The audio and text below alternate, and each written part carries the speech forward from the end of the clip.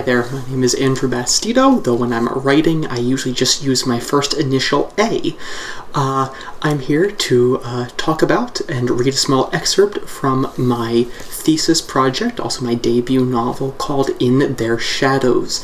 It is a work of fantasy, literary fantasy, with overtones of gothic horror.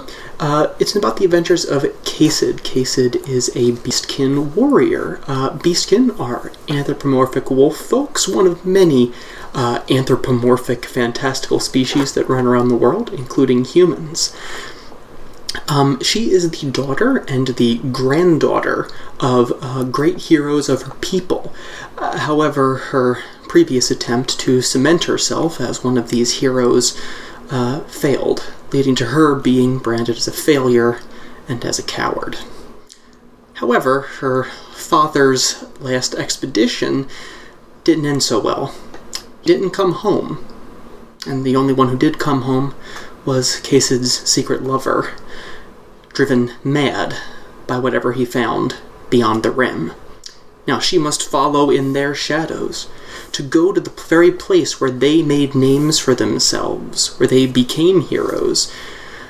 She goes to try and avenge her father, to lay him to rest, to discover what did this to the man she loves, and to try and prove that she is deserving of her family name and reputation.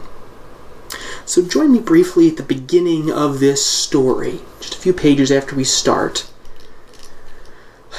Now imagine for a moment that there's a funeral pyre without a body, starting to burn low as wind sweeps across an open plain. You hear the mournful voices of the beastkin ringing out across the hills. A wind rippled the long grass of the plain and swept up the sides of Connell's Claim, the ancestral mound along the Mother River, and blew the flame into a great, crackling tower. Eyes wet with the cold wind, she turned to the older beastkin. "You don't need to wait for me." The old one frowned, leaning on a walking stick. The creature shuffled forward. "No, but I will anyway." Great Connell, the namesake of the claim itself, was in his later years, bent with age and a life of hard-won victories. Yet his huge body still showed memories of its great strength as he moved. The fur around his muzzle and eyes were nearly wet, and his legs had given out on him, but his eyes were still bright, and his ears were quick as any. "I won't leave you alone," Kasid. "Connell," she began. "My dear one," he stopped next to her and put a wide paw on her shoulder. "If you want to be left alone for your sake, I will go. If you want me to go inside for my sake, then let me stay. It's cold, and you're old?" he grunted as he started lowering himself to the thawing spring earth. "Oh, these bones of mine." Groaning, he sat down heavily next to her. "I know I'm old, which also means I'm wise. Never let it be said that you ordered your old grandsire around, decrepit though I be." She smiled weakly at his obstinance. "You're a stubborn bastard, aren't you?"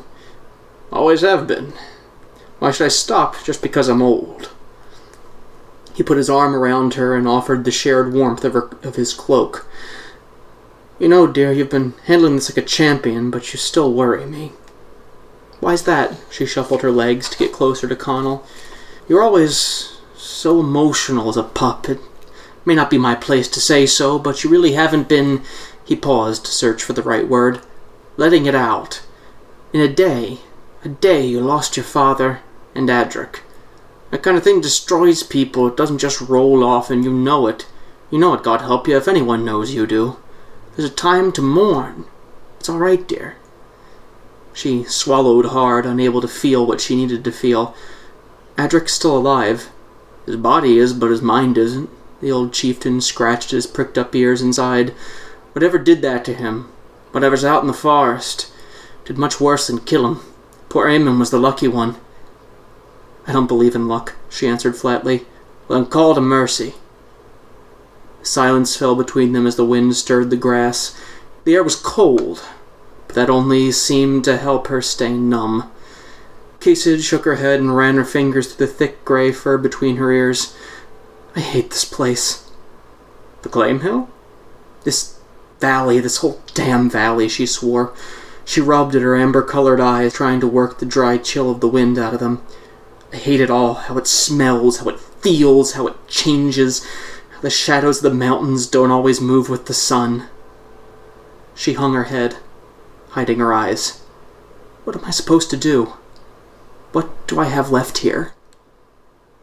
I'm afraid to get the answer to that question, you'll need to read the rest of the story. Thank you for watching.